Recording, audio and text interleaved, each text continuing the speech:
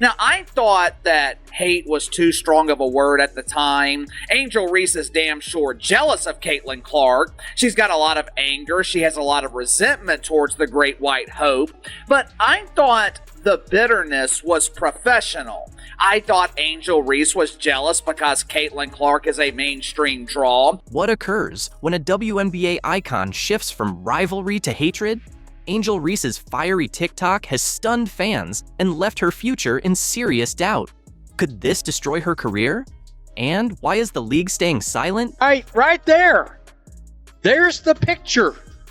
And Angel Reese did in fact repost this on TikTok, it looks like, and share it. And I'm like, are you kidding me right now? Or are you kidding me? The WNBA's silence only intensifies the backlash, leaving fans angry and bewildered. But there may be a hint of justice coming. Rumors indicate Tyler Marsh might be giving Angel Reese a suspension. But Tyler Marsh, he immediately earned my respect yesterday. Stay tuned as we dissect what Angel Reese reposted, the rule she might have breached, and why many fans think the league is showing bias. So what exactly did Angel Reese share that's causing such a stir? Angel Reese reposted this to her TikTok account. I know the image is blurry and filled with grammatical and spelling errors. I'm honestly surprised that whoever posted this originally was able to spell "the" correctly. But the message, it says, "White girl running from the fade." Angel Reese's TikTok repost spread online like wildfire in a drought. The video featured Caitlin Clark and included the caption, "White girl running from the fade." In sports slang, that phrase means avoiding a fight or confrontation. I'm assuming, though, that the racial connotation here is that Caitlin Clark is a scared white girl running away from the black woman. When the reality is, Caitlin Clark was just treating Angel Reese just like the rest of the WNBA audience is treating Angel Reese. Caitlin Clark walked away from the fight and treated Angel Reese like an afterthought. Let's be honest. With Clark's face clearly shown, it seemed like more than simple trash talk. To many fans, it felt overly personal and needlessly aggressive, not just a fun dig between fierce competitors. Reese or whatever I got told was Angel Reese about the white girl didn't want any of the fade or something like that. I thought it had to be a mistake. Somebody asked me about it and I said, no, surely to God she would not have even Angel Reese surely realizes not to repost something like that, right? Hell, I guess I was wrong. Under the WNBA's rules, any content inciting violence or hate toward a player breaks the zero-tolerance hate speech policy. Reese's choice to repost the video sparked more than drama. It triggered widespread outrage. The timing made it worse. Clark's profile is soaring, and she's now a major force in women's basketball. But fans sensed animosity, not just competitive banter. Talking about there's no room for hate, this and that and the other one, and you got a player that's blatantly advocating for violence against far and away your most popular player. All right, and bringing race into the situation. Comments erupted, accusing Reese of encouraging violence, not spirited competition. One fan said, "This is crossing the line. We want to see rivalry, not threats."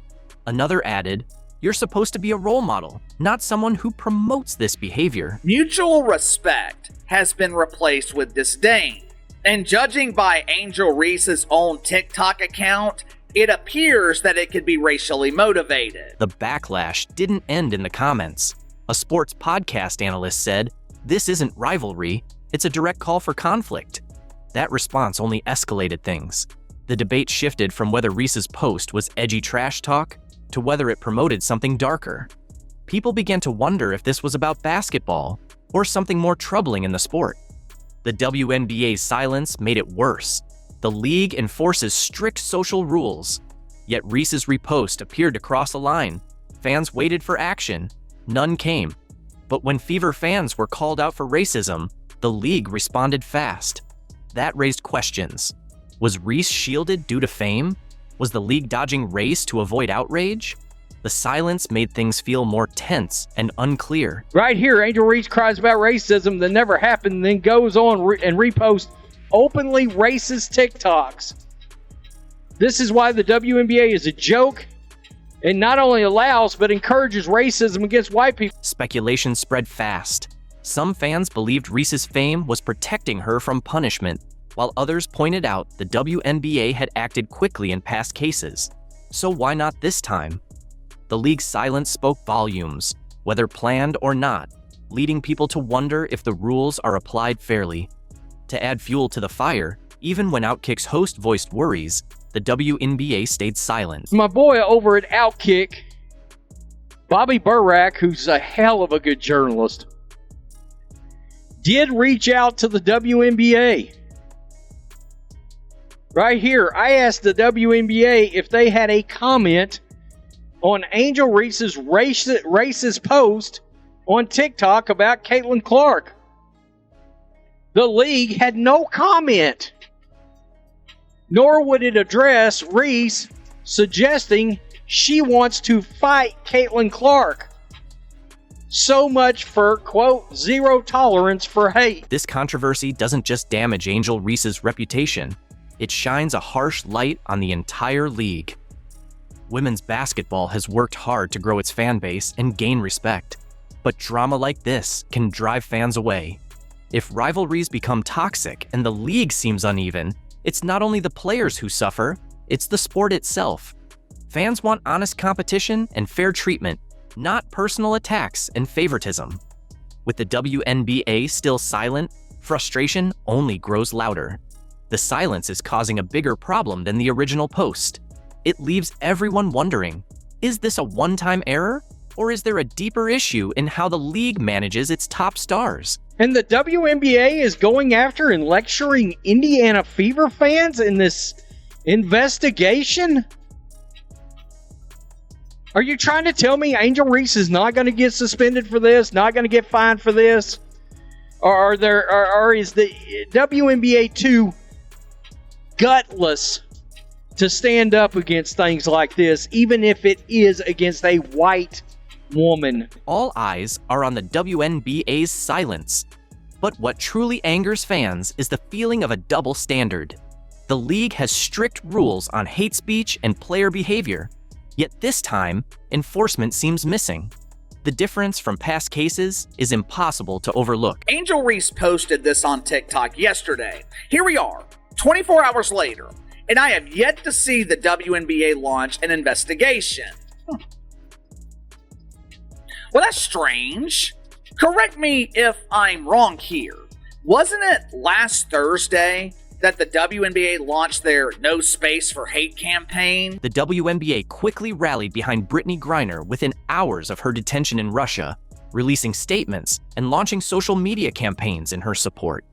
That swift, firm response set a standard for how the league manages controversy, especially under intense scrutiny.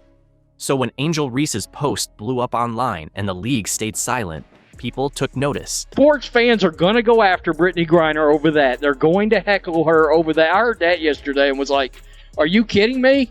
Fact, Brittany Griner got arrested in Russia for cannabis oil, which is illegal in Russia. You expect sports fans to not literally heckle her with that during a game? Have you ever been to a Raiders game, an Eagles game? You gotta be kidding me. Fans claim that if any other player had shared this, fines or suspensions would have followed quickly. But Reese stays untouched, sparking rumors of favoritism. The irony is clear, especially from a league that frequently condemns hate. Some think the WNBA is shielding Reese due to her fame or the delicate racial issues involved.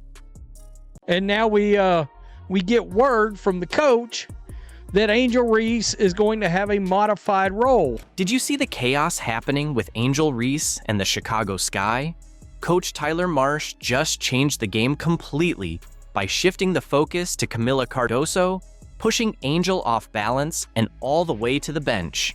And new head coach Tyler Marsh is busy installing a different vision for Chicago's offense. The Sky plan to use second-year power forward Angel Reese much differently than how she was deployed in her rookie season. And new head coach Tyler Marsh is already implementing a new direction for Chicago's offense. The Sky had intended to use second-year power forward Angel Reese in a way that's a major departure from her rookie season role. Just like that, the Sky's hierarchy took a major hit. So long, double-double streak. Reese supporters aren't just upset, they're in full-blown revolt on social media, claiming this is a scheme to erase Angel's historic rebounding rise before it even begins in the W. Is this the fall of Reese? Angel Reese preseason part 2. Let's get it. What they say about layups, harder than nuclear physics. Bang! She's a point forward now, and nobody's more excited than opposing defenses. Time for the vintage underhand scoopity shot from 3 feet. Yep, there it is. Bang! And here's where things heat up. Angel Reese hasn't been spotted at training camp since news of the change broke. The queen of stat padding is now being pushed to expand her game, hoisting mid-range jumpers despite a field goal rate of only 39.1%. Yep, that's the number. A pivot this drastic? It doesn't feel like growth. It feels like someone changed the script on her whole story. So, is this Chicago playing smart basketball or a quiet mission to fade Angel's brand? The Chicago Sky's offense will no longer run through Kennedy Carter. Carter averaged 17.4 points per game in 2024, leading the Sky in scoring. Interesting. It should lead straight through, I believe she's 6'6"? Camila Cardoso down in the paint. That's who it should lead through. That's who it better lead through. The news landed just days ahead of the Chicago Sky's showdown with none other than Caitlin Clark and the Indiana Fever. And Coach Marsh? He didn't just adjust lineups, he tore up the entire plan. Angel Reese's role hasn't just changed, it's been completely overhauled. Fans are stunned as one of the WNBA's most talked about players is being shoved into a brand new mold before the season even tips off. It sounds like they're going to pull her out further from the basket, and I wonder how her fans are going to feel about that. If she's further away from the basket, that doesn't mean there's going to be a lot of, or as many, I would believe, offensive rebound opportunities for one Angel Reese. Let's take it back. Angel carved out her whole image by grabbing rebounds like it was a mission. From LSU to the W, her double-double streak became her signature. She turned those numbers into headlines and jersey sales. Remember her second pro game when she pulled down 19 boards against Indiana? That moment blew up online, locking in a rep as a rebounding force. If she's not as close to the basket on offense, which she shouldn't, it should clear out the paint and underneath the basket for Camila to be able to rebound. And we know she can hit layups. We've seen them. We've seen them over and over. I've seen plenty of videos. But right when she thought her path was set, the Sky asked her to switch it up. Literally, they want her drifting from the paint to take mid-range shots. That's like asking Shaq to camp out at the three-point line. The very area she dominated is now off limits, and Angel's left trying to adapt, if she even wants to. Then there's the mechanics. Her shot release? It's slow, awkward. This isn't seamless. It's a square peg clashing with a round hoop while the shot clock winds down. Chicago Sky want her to take mid-range jumpers. Okay. However, Marsh wants her to add more versatility to her shot selection by hitting mid-range jumpers 10 to 15 feet from the basket. She's working on being able to shoot off dribble, and when the play call is for a catch and shoot. Yeah, but what does that mean? Because she's... look, we've all seen videos of her practicing. She's got a very, very slow as SERP release out there. So that should be interesting against anybody that's got any kind of a wingspan. Let's be real. Reese's shooting efficiency is, frankly, inefficient. Just 39.1% from the field. And that's mostly shots near the rim. That's not just subpar. It's a glaring red flag. Instead of refining what she does best, the coaching staff wants her to build a brand new skill set. Meanwhile, here's the kicker. As Reese is pushed out of the paint, Cardoso is being given full control of it. And they want her to shoot more mid-range. This should be very, very interesting. And now they want her taking more mid-range shots. This is about to get very, very interesting. Yep, Camila Cardoso, the Brazilian phenom, has taken over Angel's old spot under the rim. The very role that launched Angel's brand and built her social clout now belongs to someone else. And the optics, not great. Camila's rise feels almost too well timed, like a polished PR move wrapped up with a marketing ribbon. And I think Angel's really good. I think she's really good. And I just think the team would be better if, you know, they anchored their defense around the elite defensive player and kind of ran their offense, maybe not through Camila because she's not going to pass it, but run their offense to the elite finisher. Angel's no-show at training camp says a lot. Most pros view a new role as a chance to evolve, to grow their skill set. But Angel's response feels more like rejection. She's gone quiet, missing, brooding, maybe even plotting.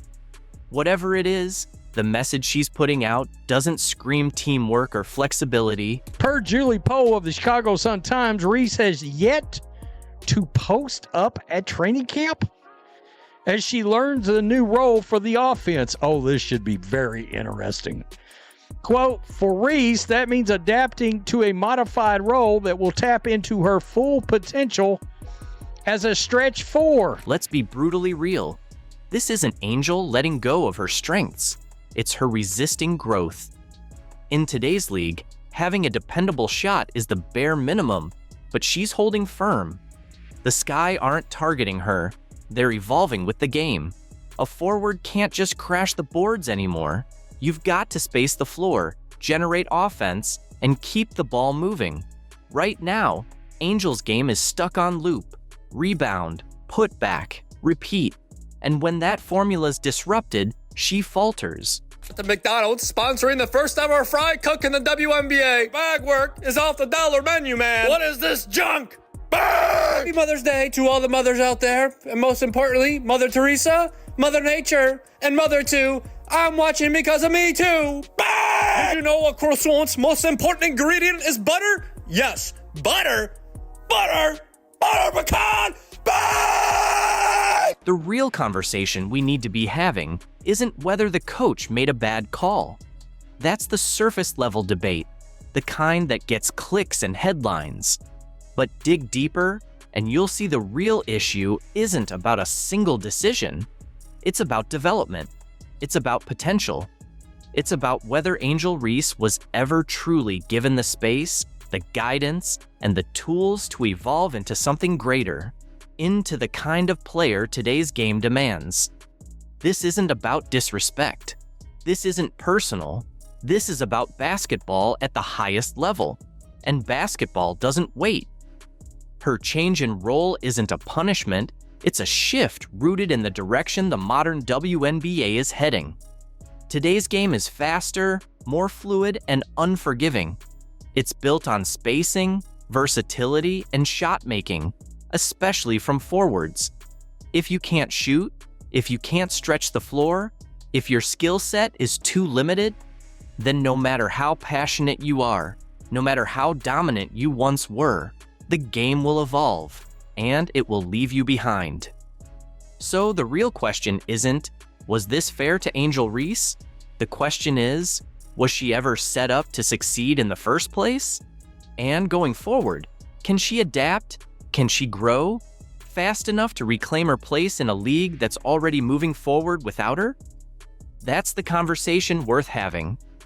Man, this just went down. Caitlin Clark and Angel Reese going at it. More so, Angel Reese going at Caitlin Clark. Man, this just happened. Caitlin Clark and Angel Reese clashed. Mostly Angel Reese targeting Caitlin Clark. Angel Reese believed she could intimidate Caitlin Clark with a confrontation after that third quarter foul.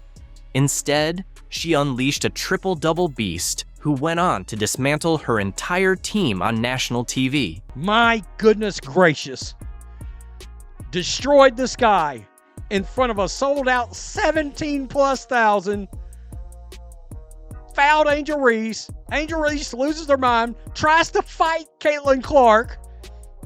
It's glorious. The season is back. It is on. A triple-double in the first game back. When the dust settled at Gainbridge Fieldhouse, the scoreboard showed 93-58 in favor of the Fever.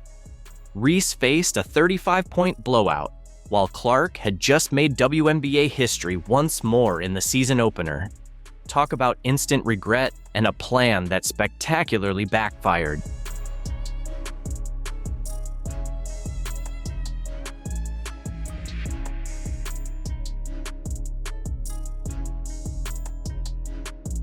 The moment that shifted everything began with what seemed like a routine basketball play in the third quarter. The Fever were already leading by double digits, and everything was falling into place for Indiana when Angel Reese grabbed an offensive rebound near the basket after a clear push on Natasha Howard to gain position. If you guys didn't see, right before that play, Angel Reese had some contact with Natasha Howard. Caitlin Clark saw that contact. She turns to the refs and she's like gesturing to them. And this is all happening very, very quick, you guys. She turns to the refs, she's gesturing to them because she believed that Angel Reese fouled Natasha Howard. Now from that, Angel Reese gets the ball. Caitlin Clark realizes she is about to go up for what seems like a wide open layup. Caitlin Clark runs over and fouls her hard, and Angel Reese falls to the ground. Caitlin Clark, spotting an easy scoring chance, made a split-second choice to stop Reese from adding 2 easy points to Chicago's total. Clark reached in and made contact with Reese's shoulders and upper body, knocking her to the floor. At first, the refs called it a common foul, something routine in any WNBA game. But then the officials huddled to review the play, and the energy in Gainbridge Fieldhouse instantly shifted. After a lengthy review, the referees upgraded the call to a flagrant foul. The crowd reacted immediately. Booing filled the arena as fans believed their star player was being unfairly targeted. Clark, meanwhile, showed impressive composure.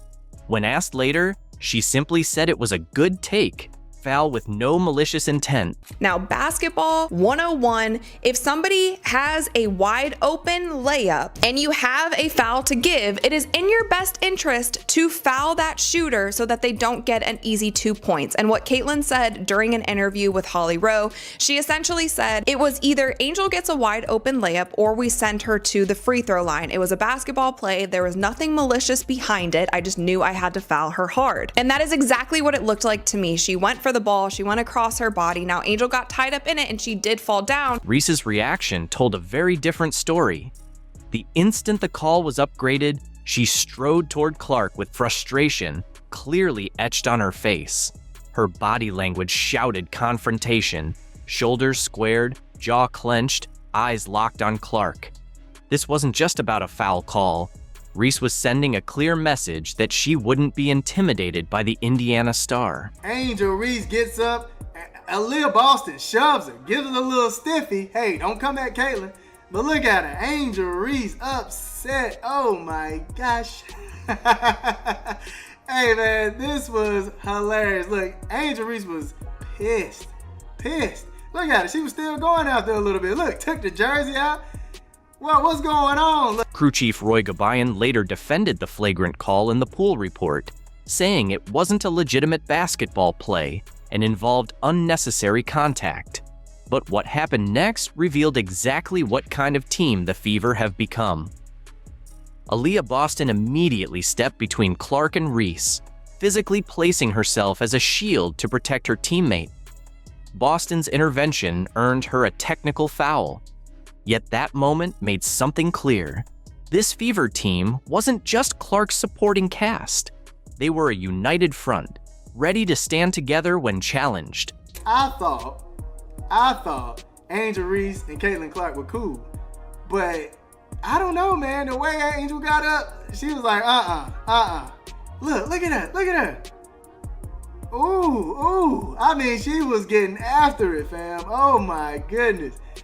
Now, the funny thing was Caitlin Clark sniffing, walking away. Hold on, let me see if I can get a good angle. Oh yeah, look. Watch Caitlin Clark's face right here. Watch this. Meanwhile, the Chicago Sky bench exploded at the confrontation, clearly hoping this moment would disrupt Clark's rhythm and shift momentum their way. Players jumped up, coaches clapped, and for a brief instant, their energy surged as they sensed a chance to claw back into the game. What unfolded during those tense seconds revealed everything about both players. Clark stayed composed, refusing to engage in any back and forth. Reese, meanwhile, seemed bent on making a physical and mental statement. One player was locked on the scoreboard, the other on asserting dominance in their personal duel. This attempt to unsettle Clark would turn out to be a disastrous miscalculation by Reese and the Sky. Instead of intimidating the superstar, Reese had unknowingly ignited a fuse that would blow up in her face over the next 15 minutes of play. The confrontation didn't rattle Clark, it unleashed her. She came away with 20 points, 4 blocks, that's a career high for her, 2 steals, 10 assists, and 10 rebounds. Like, who are you, Caitlin Clark? If Angel Reese believed she could intimidate Caitlin Clark, what followed must have felt like a nightmare playing out in real time. The confrontation didn't shake Clark. It turned her into a basketball force the Chicago Sky couldn't counter. Rather than faltering under pressure, Clark raised her game to a whole new level. On the very next possession, after the flagrant foul, she calmly dribbled up the court, signaled for a screen, and sank a three-pointer that sent Gainbridge Fieldhouse into a frenzy. The message was unmistakable: I'm not backing down. Hey, look. One thing about this Indiana Fever team, you better come correct, man. Because if you try to do anything to anybody, look over your shoulder, man. Look over your shoulder. Because somebody is coming with some get back. They are taking up for each other. Even Stephanie White got hot. With the crowd now fully fired up and behind her, Clark led the Fever offense with surgical precision. She delivered no-look passes to cutters that seemed impossible. She attacked the lane, drawing defenders before kicking out to open teammates. When defenders backed off, she punished them with step-back threes that had fans leaping from their seats. Her stat line started filling up across the board. Clark wasn't just scoring. She grabbed rebounds over taller opponents, blocked shots at the rim, jumped passing lanes for steals, and set up teammates for easy baskets. Caitlin Clark is back with revenge and not taking any mess. You understand me? Trip dub Caitlin Clark for the first game. Oh my gosh, a blowout win, ridiculous. The roar inside Gainbridge Fieldhouse swelled with every electrifying moment from Clark.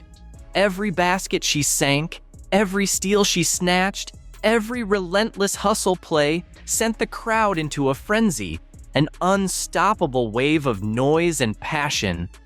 The energy pulsing through the arena built an overwhelming home court fortress that crushed the Sky spirit more and more with every ticking second. Angel Reese did things last night I'm not sure we've ever seen on a basketball court. I was like, is this real? Did this happen? Angel Reese just had one of the most humiliating performances of her career, and it wasn't just about the numbers. It was the way she completely unraveled on the court. From careless mistakes to needless aggression, Reese put on a meltdown that left everyone stunned and speechless. The Lunar Owls crushed the Rose BC, and Angel, well, she did some rather interesting things on the court.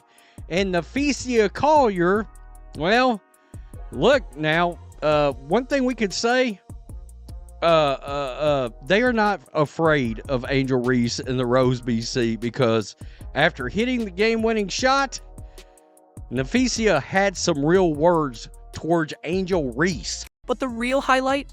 Nephesia Collier had seen enough of Reese's antics and decided to show her a lesson in the most perfect way possible. If you want to see how to shut down a trash talker, you're in the right spot. Stick around, because we're diving into every laugh-out-loud moment that revealed Angel Reese for what she truly is, a player more concerned with drama than real basketball. Angel Reese looks like a very dirty move under the basket. Spot draws two, sling it, Reese! Angel Reese entered this game with her usual swagger, acting like she was ready to dominate. But it didn't take long to see she was more focused on showboating than actually helping her team. Instead of playing smart, she spent the game trying to intimidate her opponents, tossing reckless passes, and making one poor decision after another. She's going to go in, and then after she hits it, she's going to bark her head off at Angel Reese. Eight to shoot, Tiggins Smith, matched up by Gray. Right Sights there. to the ball. Collier Game wins winner, it. look at her. She's 12-1. talking mad. Queen Bee Mad. delivers. Angel Reese was on Nafisa Collier, giving her a bunch of frustrating bumps. Let's dive into the numbers, because, frankly, they're laughable. Reese turned the ball over 7 times. Yep, you read that correctly. 7 turnovers. And these weren't just small slip-ups. We're talking about some of the most absurd blunders you'll ever witness at the pro level. At one point, Reese launched the ball right into the backboard, grabbed her own errant pass like she was playing a solo game of catch, and then stood there looking utterly baffled, as if she couldn't believe what had just unfolded. Angel Reese rebounded her own pass.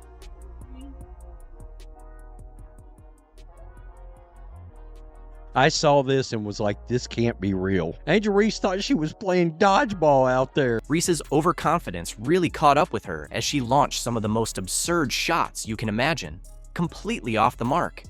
When she wasn't airballing, she was out there trying to play bully ball, repeatedly shoving and body checking Nafisa Collier, all in a desperate attempt to get under her skin. Angel was 8 for 16 for 17 points, 10 boards last night, 7 turnovers. Nafisa Collier right here, 7 of 16. She had 16 points, 9 rebounds, but she had the most important thing, the game winner last night. But here's where the real fun kicks off. Instead of letting Reese's antics rattle her, Collier did exactly what a true pro would do.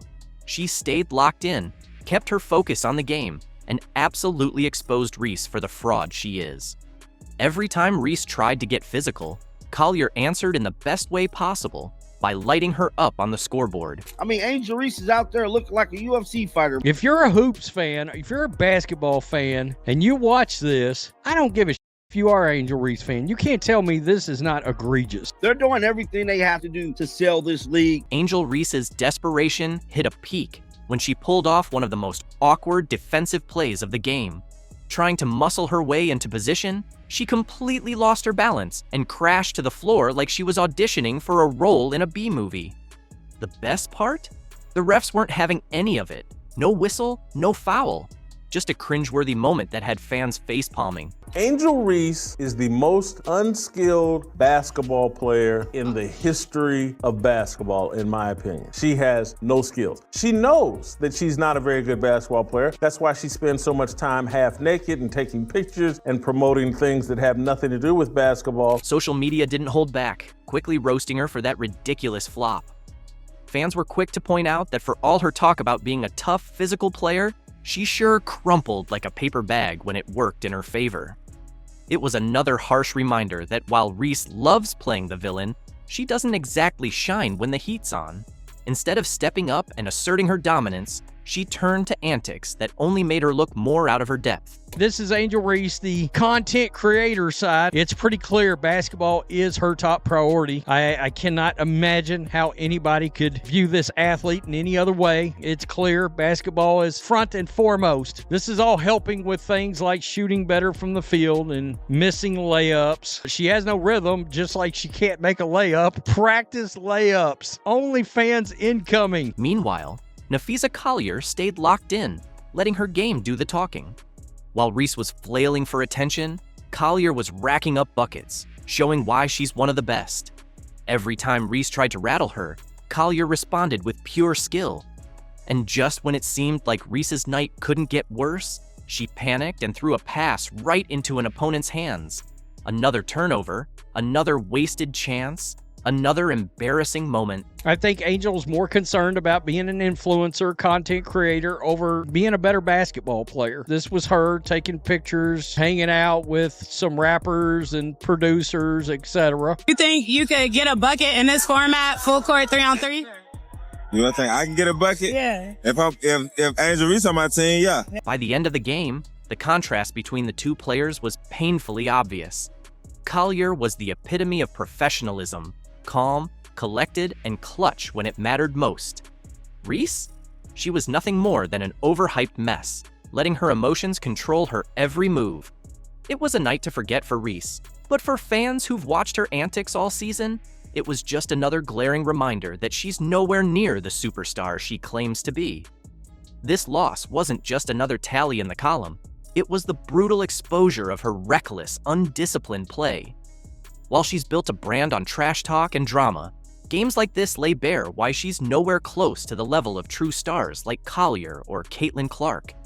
The difference between all the noise and real talent was put on full display, and in the end, Reese walked away with nothing but yet another humiliating loss. Caitlin Clark is going to spend all of next season playing in NBA arenas. We've got rival fans being furious that, you know, Caitlin Clark is that she's getting new arenas, getting moved to new arenas. You've got people saying that they're pushing the fever. Why are they pushing the fever? Caitlin Clark isn't just making waves, she's flooding the league.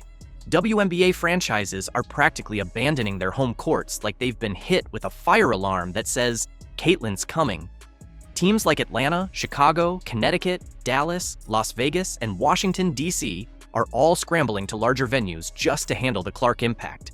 Meanwhile, Angel Reese is probably doom-scrolling, wondering why her name isn't splashed across those massive billboards. One thing is very clear. The Indiana Fever is America's team. And boy, the haters, by the time this season is over, their heads are going to have exploded already. They're going to be so angry by the end of this WNBA season. I mean, it's going to be hilarious watching the daily meltdown. Take a moment to absorb this. WNBA teams are willingly leaving behind their cherished home courts to make room for one rookie phenom. This isn't hype. This is history in the making. 6 different franchises are moving their games to NBA arenas, meaning every Indiana Fever road game is now played in a venue with at least 15,000 seats. This isn't about following a trend. It's because Caitlin Clark has the kind of draw that fills arenas like no one else in the league. While some teams are still playing in what feel like converted gymnasiums, Caitlin's impact demands NBA-level venues. That's the kind of territory reserved for superstars. That there are 6 WNBA teams that have moved their games to NBA or NBA size arenas. Let's not kid ourselves. These aren't just slightly larger gymnasiums. These are full-blown arena upgrades. The Atlanta Dream are stepping up to the State Farm Arena. The Chicago Sky, yes, the same team that once treated Angel Reese like the second coming of Michael Jordan, are now dialing it back with 2 games at the United Center. And it's not for Reese, it's for Clark. Because unless the Indiana Fever are in town, Reese might as well be playing at a local community center. Even the Aces, with their glitz and trophies, are booking the T-Mobile Arena just to prepare for the Fever frenzy. Caitlin Clark, the people's champion! Let's get it! That's a deep one. Bang! Just announced that Caitlin Clark and the Fever will be playing 41 of 44 games this year on national TV. Hey, coming to watch the other girl, right? Right? Bang! Teams are moving their games with the Fever to NBA arenas so they can sell more tickets. How about that? Bang! Angel Reese attempted a 3 this deep. I think she might dislocate her shoulder. Bang! You want some butter with that bread? Butter. Butter. Butter pecan! Bang! It's honestly hilarious when you think about it. Just last season, these teams were all acting like Caitlin Clark was just another rookie. We don't need her, they boasted, chests puffed. The league is fine without her. And now, here we are. The same teams are practically begging for court space big enough to accommodate the Clark crowds. It's not just about rolling out the red carpet anymore. It's like tearing up the road and rebuilding it with gold bricks. Atlanta Dream moved 1 game to the State Farm Arena. Chicago Sky moved 2 games to the United Center. Home of the Bulls, home of the Blackhawks. In Atlanta, by the way, that's the home of the Hawks. Connecticut Sun moved 1 game to TD Garden. Home of the NBA Celtics. That's going to look really freaking cool on TV. Special shout out to Connecticut. This franchise doesn't even have an NBA arena nearby, so what do? They pack up and move the whole operation to Boston. Yep, new state, new zip code, new everything, just to make room for Caitlin Clark. That's not just special treatment, that's royalty-level hospitality. Can you imagine if Angel Reese tried to pull the same stunt? They'd probably laugh her all the way to some suburban middle school gym. We're now at the stage where Caitlin Clark is probably going to be responsible. I'm not joking when I say this. For like games where she plays in are probably going to be responsible for like 30% of the attendance in the WNBA. And it doesn't stop there. The Dallas Wings and Washington Mystics are also moving their Clark matchups to larger venues, complete with extra seating, luxury suites, and, let's face it, bigger profit margins. This isn't a coincidence, it's strategic planning. When Caitlin Clark rolls into town, it's not just a game, it's an economic boom. One ESPN analyst even dubbed her the WNBA's walking GDP boost. He meant it as a joke, but honestly, the numbers speak for themselves. There are teams that are going to average 3,000 fans at games, but have 17,000 fans when Caitlin Clark shows up to town with a fever. Now, let's check in on the critics. The same ones who were screaming from the rooftops that Clark was overhyped have suddenly gone awfully quiet. Why? Because their arenas are packed, their jerseys are flying off the shelves, and their TV ratings are through the roof. All thanks to the player they once claimed didn't matter. And as for Angel Reese, she's still stewing over her not-so-unrivaled championship, watching Caitlin dominate the spotlight, the schedule, and the arenas. The Phoenix Mercury play in the NBA arena. The Seattle Storm do. There are 13 WNBA teams, 7 already playing NBA arenas. The other 6 are moving their games to NBA arenas versus the Fever. You can't acknowledge that she is the needle mover. Yeah. Before Caitlin Clark hit the WNBA, the average game barely drew 6,000 fans, about as many as you'd see at a high school pep rally. But Clark? She's effortlessly filling 20,000-seat arenas like it's no big deal. That's not just an increase, that's triple the usual turnout. These fans aren't there for the home team, they're showing up for her. WNBA execs are practically falling over themselves, openly admitting they'd give up home court advantage just to cash in on the Clark phenomenon. That's not hype. That's a walking ATM and sneakers. I believe there was actually a debate on who was Rookie of the Year last year. Imagine being that delusional. Bang! People need to understand she saved this league. Powder, there's no TV deals, no ad sponsorships, heck, no shoe deals for you, Angel Reese, no McDonald's money. The league losing millions of dollars each year. She saved them from bankruptcy. Time to be grateful. Bang! 93% of her games on national TV. She's like that. Bang! Let's talk numbers. WNBA attendance shot up by 48% last season, and unless your math is off, that increase has Caitlin Clark's name written all over it. Teams aren't just scheduling her games, they're building their entire season around her appearances. The Las Vegas Aces, the same team that snickers whenever Clark's name trends, have quietly moved multiple games to the T-Mobile Arena. Why? Because they know the Caitlin effect is the real MVP. All the eye rolls and cryptic tweets aside, even they can't deny she's the main attraction. Now we've got some more information on the games and some perspective. Here we are. Indiana Fever put this out, man, just a few minutes ago. All eyes on us. 41 of our 44 games are on national television. Now, here's where it gets wild. Caitlin Clark has secured 41 nationally televised games this season. That's not just more airtime than any other player. It's more than entire franchises have had in years. We're talking ESPN, ABC, CBS, NBA TV. Every network wants a piece of the Clark action. It's a broadcast feeding frenzy, and trust me, no one's settling for leftovers. The most television games in franchise history, the most national television games in for a single team in WNBA history. How about that? Last season, the Indiana Fever were basically an afterthought. They were the dusty book collecting cobwebs on the bottom shelf, overlooked and forgotten. But with Caitlin Clark in the mix, they've transformed into the league's golden child, now the star attraction in every primetime slot. The same team that struggled at the bottom of the standings is now the crown jewel of WNBA coverage. And you know that's stinging players like Angel Reese. For years, they assumed the throne was just waiting for them. But then Caitlin Clark shows up, shattering records, drawing massive ratings, and showing off a range that leaves everyone in the dust. Suddenly, it's her show, and the spotlight's all hers. Great player, good person as well. She's been great, and I'm really excited for her at this next stage in her career. Caitlin Clark becomes the all-time leading scorer in major college basketball. Another forever moment for this transformational superstar. Have you caught what Juju Watkins said about Caitlin Clark? The basketball scene is electric, and the WNBA's usual figures are rushing to stay composed. Picture this: a 19-year-old college athlete exhibiting more class, respect, and leadership than veterans who've been in the league for years. Watkins just spoke some real talk, stirring up a league that clearly needs a reality check. And guess what? Angel Reese isn't brushing off Watkins' support for Caitlin Clark. After spending the last 12 or so months complaining about being sexualized, after spending the last 12 months complaining about the dirty messages that she receives from lonely men on social media, Angel Reese, she was given the cover of the winter edition of Vogue magazine. Let's set the scene. The WNBA has transformed into a drama series lately, with Angel Reese striving to be the leading star. Take, for example, the exaggerated buzz surrounding her Vogue cover.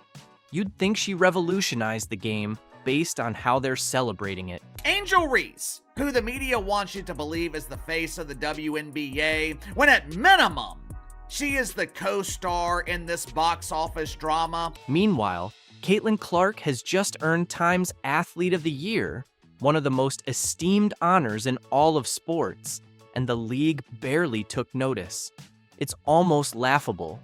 Clark's accomplishments are monumental, yet it seems the WNBA has chosen to highlight the wrong narrative. What would you say was the greater accomplishment? The cover of Vogue magazine or Athlete of the Year?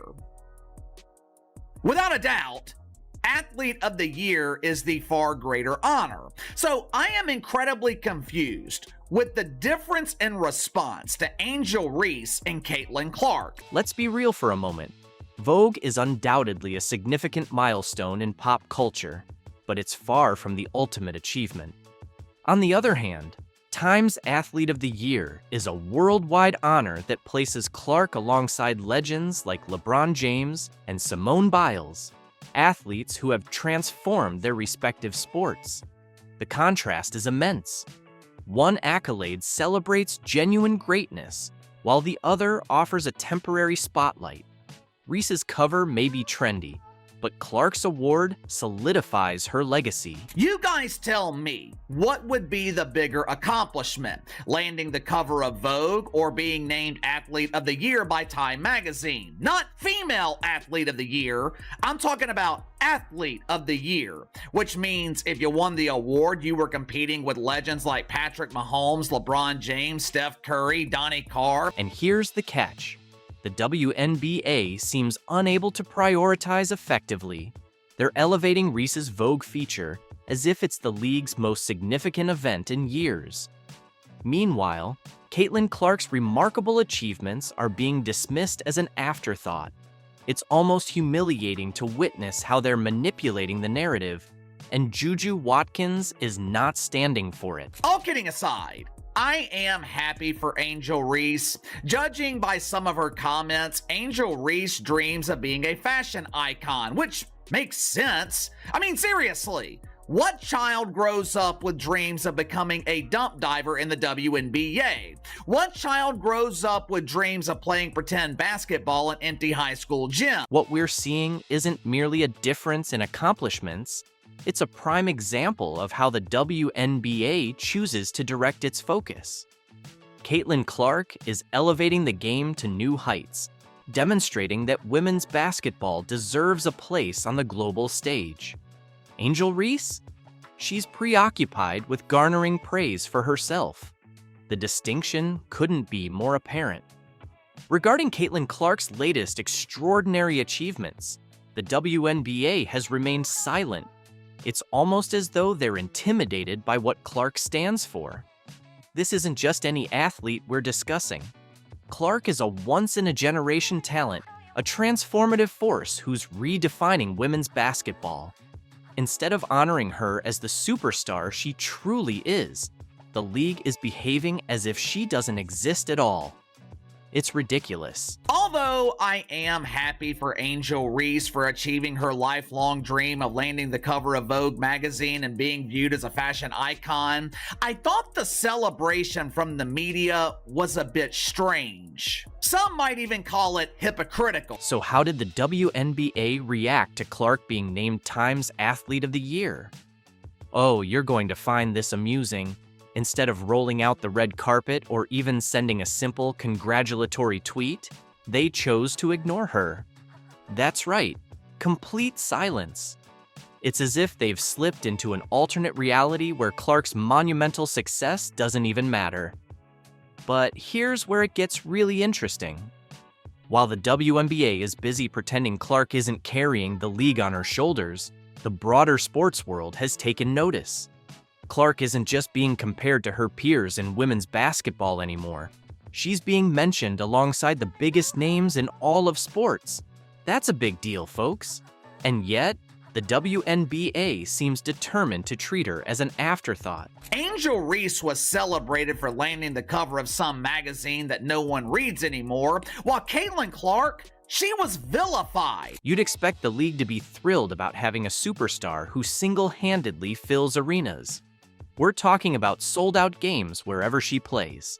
Meanwhile, most WNBA games struggle to attract spectators. The contrast is immense. But instead of capitalizing on Clark's star power, the league is treating her success as a challenge to be managed rather than a victory to be celebrated. This is how Caitlin Clark was treated by jealous players who directly benefit from her star power. It's also how she was treated by those in the media who also benefit from the drawing power of Caitlin Clark. What's genuinely unfolding here? It seems the WNBA is apprehensive about success, particularly when it's embodied by Caitlin Clark. She's drawing massive crowds and setting new records. Yet, instead of embracing this momentum, the league appears to be overlooking it. It's a peculiar example of self-sabotage. Caitlin Clark was pressured by the media to share her honor with unknown and undeserving WNBA players who contributed absolutely nothing to the elevation of the league last season. And here's the twist. While the WNBA keeps dropping the ball, other players are stepping up to give Clark the recognition she truly deserves. Enter Juju Watkins, the 19-year-old phenom who's wise beyond her years. Watkins openly lauded Clark's influence, demonstrating more maturity than the entire WNBA combined. Just imagine that, a teenager acknowledging greatness while the league itself chooses to ignore it. I have been saying this for a while now. This is one of the main problems with the WNBA. They want to pick and choose which players are celebrated. They want to tell you who you should support. Clark isn't merely a star. She's a movement. She's transcending the sport, standing alongside the biggest names in all of athletics. Yet, instead of celebrating her, the WNBA is treating her rise as something to fear. It's downright comical. As the league continues its awkward dance around Clark's success, Watkins is out here dropping truth bombs that have everyone talking. But after reading her recent interview with Fox News, Juju Watkins, she has earned some of my respect. After reading this interview with Fox News, it became abundantly clear that Juju Watkins, she gets it. So what's the WNBA's ultimate plan here? Are they genuinely expecting Clark's impact to simply vanish? Spoiler, that's not going to happen. She's drawing unparalleled attention to women's basketball, and their reaction is complete silence. Meanwhile, athletes like Watkins are demonstrating that the next generation understands the significance. They recognize the bigger picture. Fox asked her about the influx of attention that Caitlin Clark brought to women's basketball. Here is what Juju Watkins said. So many new fans in the sport can sometimes be a headache. Not everyone knows what they're talking about, but it's great for the sport. The fact that people are watching is enough in itself. We would like it to be positive, but it's not always going to be like that. As long as we continue to raise the numbers and viewership goes up, I think that's all we can ask for. Juju Watkins isn't just thriving on the court, she's showing the league how to truly embrace success. At only 19, she's already accomplishing what the WNBA should have achieved years ago, giving Caitlin Clark the recognition she deserves and demonstrating that women's basketball belongs on the global stage. It's almost poetic. While the WNBA falters, the youngest voices are stepping up to lead the way.